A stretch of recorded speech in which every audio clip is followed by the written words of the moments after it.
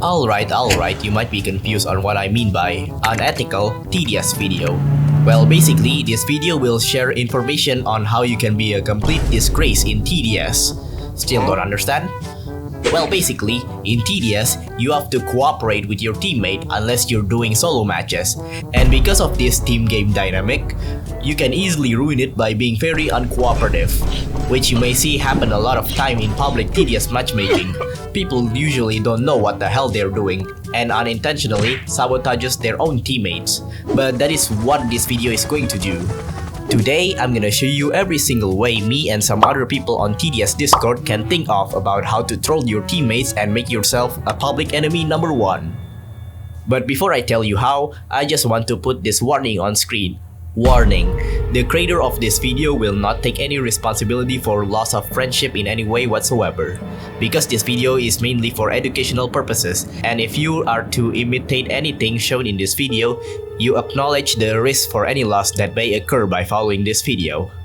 Alright, that should be a fair warning to anyone watching this video, so let us see what tricks I have on my sleeve, shall we?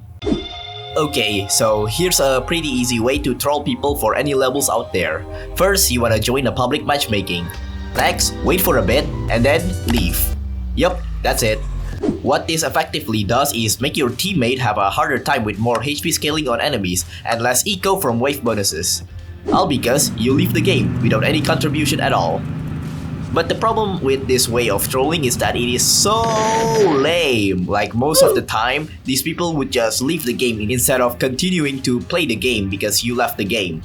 You could make this a bit less lamer by leaving mid-match, but it is still too lame anyways. Instead, what you want to do is to troll people in a way that affects them in the long term. Because annoyance like this can be easily resolved by just fighting another match. I'll put this method on F tier because it is a pretty lame way to troll people. Here's another simple way to troll people. Just don't place any single tower the whole match. Now this would easily raise some attention to other players. They will tell you to play something, but ignore them or just say, I'm saving for something, even though you have like 10k cash at this point. Bonus point, if you somehow won the match anyway, say, yay, I carried, or something else even though you didn't even contribute to anything. Compared to instantly leaving, you at least get to bait people's reaction, which is why this is slightly better. But it is still a lame way to troll people because it's not very creative, so I'm giving this an F tier too. Now maybe just standing there doing nothing is pretty lame, so how about we play something, but not something that would help your team. You know how people love farming more than defending early game? Take it to the next level by only farming the entire time. You can tell your teammate that you will be farming and someone else defend the early game. But the twist is that you just farm until you have 8 max farms. Bonus point, spam level 1 farm and level 4 farm, because a pro TDS player would tell you that these farm level are the least cost efficient level, giving you less return on investment compared to other levels. But because it is slower, means you get to farm much longer before you would start placing down tower. This is a pretty solid way to troll people. You just make everyone else defend while you focus on building your math business. Commander, ready to go. C tier. You can also place towers in the most unoptimized way possible to bait people's reaction. There's a lot of ways you can do this. For example, the Creekcraft strategy, where you place towers in a line, more specifically minigunners, cause why not? I put this in A tier because it is what my goat Creekcraft does. Now when people play support tower, you would wanna put your tower inside of its range, but how about you don't? You just put it outside of the range of the support tower. And to make it even funnier, make sure it is at the edge of the support tower range, but not close enough to reach your tower. Now this could go wrong if they upgraded their support tower and the increased range from the upgrades allows it to reach your tower, but you could probably just stop upgrading that tower and place another tower outside of its range. I'd say this way is a solid B tier. You could also place a farm in a spot for a tower that actually does damage, so it prevents other players from placing their towers in a good spot. You could also place farm near DJ booth so it looks like you're trying to get a discount out of it, even though farms doesn't even get buffed by discounts. You would be able to bait a lot of people's reaction this way, since their tower can do the most amount of damage to enemies when you block their spot.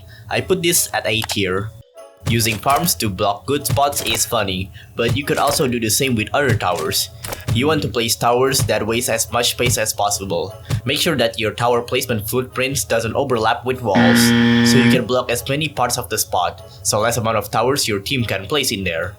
This works really well for maps with limited ground spots like Honey Valley. You could also use turret and DJ booth, which has a larger placement footprint. I'm putting this method on A tier. You probably have a lot of towers, and there are plenty of good towers, but how about you bring those good towers but never place them at all? Now this would be good against observant randoms that would check other people's loadout. If they ever ask you to place a good towers that you have for something, just make an excuse to not place it, like let me upgrade X towers or next wave and etc. But of course, you don't even place the tower at all, you just lied.